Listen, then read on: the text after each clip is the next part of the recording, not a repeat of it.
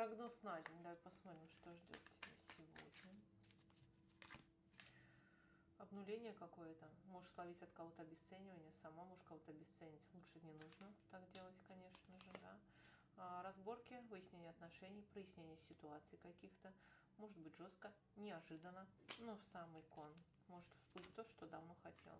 Вранье, обман, тайна, замыкание, холод, охлаждение в каких-то делах. Заторможенная такая энергия, заторможенная.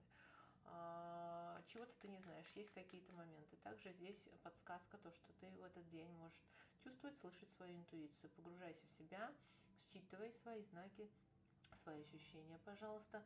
Та самая пора, чтобы коснуться тайных, эзотерических знаний, погружения в себя, погружение в изучение эзотерики. Приходи ко мне на курс, кстати. Слушай свои сны.